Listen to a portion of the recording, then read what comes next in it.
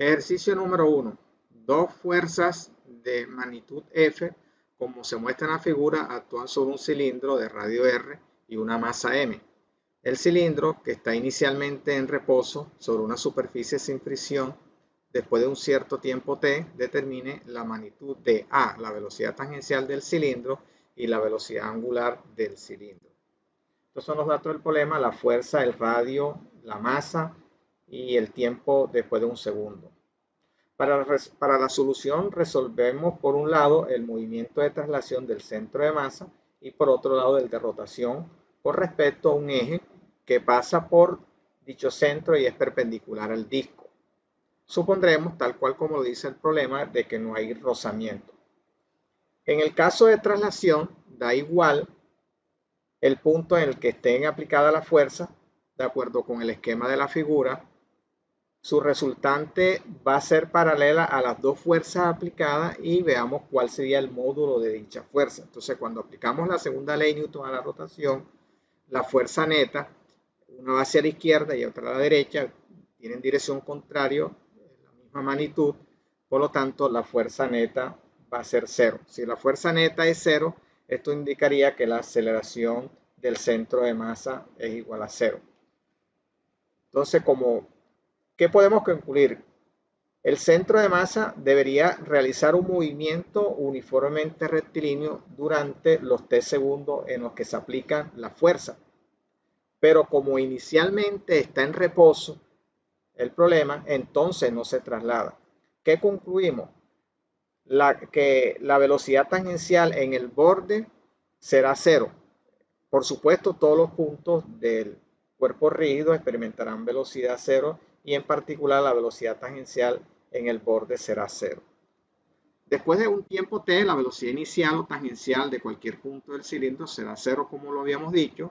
Entonces el cilindro no se traslada, solamente experimenta un movimiento de rotación. Entonces la respuesta de la parte A sería la velocidad igual a cero. Ahora determinemos la magnitud de la velocidad angular del cilindro. Lógicamente esos son los datos que tenemos y estas son las ecuaciones que hay que tener en cuenta. La ecuación número B ya la resolvimos, el problema no se traslada, entonces estamos en presencia solamente de rotación pura. Veamos ahora la ecuación de traslación, de rotación. Vamos a tener en cuenta que si el cilindro rotase en sentido antihorario, el torque sería positivo.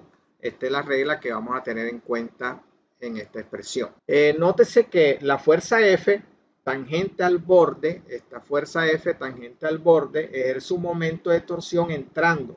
Recuerde que es importante utilizar la regla de la mano derecha. Enrosque los dedos de su mano derecha en la dirección en la cual la fuerza está actuando, en este caso en el borde del disco, el cual lo consideremos positivo, puesto que hace girar el disco en sentido horario. Entonces, el momento debido a esta fuerza, a la fuerza F, que pasa por el borde, por el centro de masa, no experimenta brazo de palanca. El torque sería cero. Entonces, el torque neto de esta fuerza con respecto de la fuerza que está en el borde respecto a un eje perpendicular al disco que pasa por su centro de masa, estará dado por esta expresión.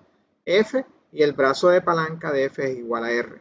Entonces, de acuerdo a la segunda ley de Newton, esto tiene que ser igual al momento de inercia del cilindro multiplicado por la aceleración angular. Queda como resultado esto, que nosotros podemos calcular o despejar la aceleración angular. El momento de inercia pasa aquí a dividir y teniendo en cuenta que el momento de inercia para una polea cuyo eje pasa por el centro de masa está dado por la expresión D, al reemplazarlo me quedaría que la aceleración del centro, la aceleración angular del cilindro está dado por esta expresión. Y si seguimos simplificando, y ahora lo que tenemos que, al reemplazar los datos del problema, nos experimenta la rotación consistirá en un giro uniformemente acelerado con una aceleración angular constante de 4 radianes por segundo durante los primeros t segundos, en caso particular en t igual a un segundo. Obsérvese que en este problema no hay ninguna relación entre la aceleración y la velocidad del centro de masa y la aceleración y la velocidad angular, como ocurre en las poleas o en cuerpos que ruedan sin deslizar, para que lo tenga presente.